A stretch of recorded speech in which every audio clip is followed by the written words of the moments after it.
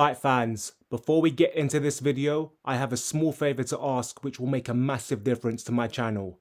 Please can I kindly ask you to subscribe to the channel and also give this video a thumbs up. It will be massively appreciated. Hey fight fans, I was just uploading the video for UFC 330, please do check that out, but I've just learnt the breaking news that MVP and PFL are merging to create what is being referred to as a new global combat sports platform powerhouse.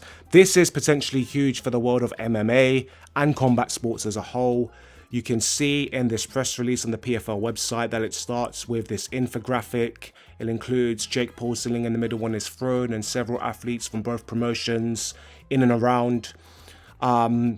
And I was wondering, what does this actually mean in terms of a merger? Because that word sometimes is thrown around a bit vaguely.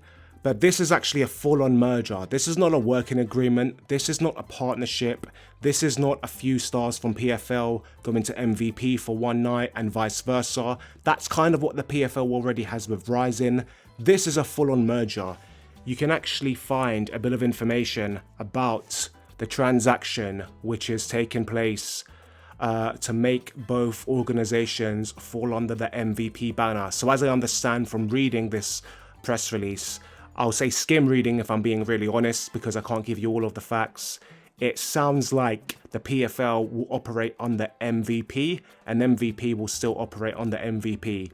But essentially this gives the PFL a bit more financial leniency, a bit more backing, perhaps better production, and potentially a better platform to actually promote mixed martial arts as well, because they have been trying to negotiate a new deal with their TV rights, particularly as their deal with ESPN comes to an end at the end of 2026.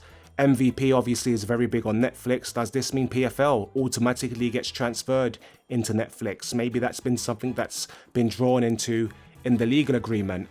But I think this is huge. I mean, one of the things that I'm interested to understand is what does that mean for the PFL brand as a whole? Because previously John Martin, who is the CEO for PFL, has mentioned that there is potential for the PFL to rebrand and adopt a different name. He even suggested that they had considered potentially rebranding as Bellator, which is one of the former promotions which they purchased a few years ago. I don't know if that's necessarily going to happen now, and I think it was suggested by John Martin as being more of an idea.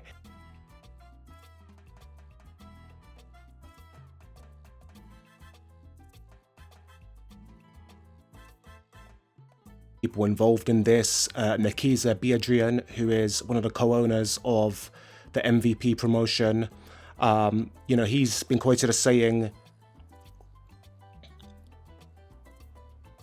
let's get some live reactions from some of the relevant people in this. Nakiza Biadrian, who is one of the co-owners of MVP, has reflected on the merger and said, "This merger accelerates our MMA ambitions while strengthening our ability to continue investing in boxing and MVPW." I believe that's MVP for women. By combining MVP's audience building engine, storytelling capabilities, and brand with PFL's roster, infrastructure, and international footprint, we are creating a new global home for combat sports. Elsewhere, John Martin, who is the CEO of PFL, has been quoted as saying, "This merger brings scale in operations and distribution and media rights, in sponsorship and in fighter development and in fan engagement. We're not just combining companies," so there's a reference to the merger being an actual merger in legal terms. "We're bringing an entire combat sports community together and creating a more powerful platform to accelerate growth." That's very interesting. I think John Martin probably felt this was the right thing to do, given that the PFL isn't actually profitable. It needs additional investment to keep afloat. This probably puts them on the highest pedestal in terms of their capabilities. So I think this rumour, as it was up until very recently, is something which people are rightful to take seriously. Jake Paul on the merger says, "We started MVP to disrupt a broken model. We wanted to give fighters fair pay and a bigger, modernised stage to become global superstars. Joining forces with PFL accelerates that vision by a decade. We now have a scaled platform to give today's fans what they want. Elite talent mixed with culture, lifestyle, and a massive social velocity.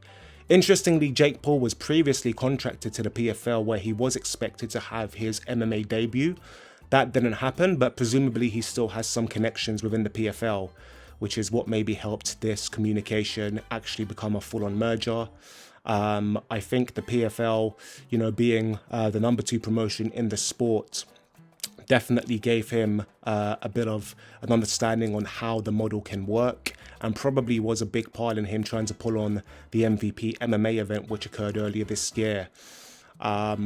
So this is really, really big news. I think it just gives a new development in the landscape. I'm sure we're going to hear big references to this at the PFL card in New York on the weekend between Usman Nurmagomedov and Archie Kogan in the main event. Some huge breaking news. What do you think this means? Does the UFC now have its biggest competition in history? Is this actually going to take mixed martial arts to a new scale? Let me know your thoughts in the comments. Thank you for watching. Until next time.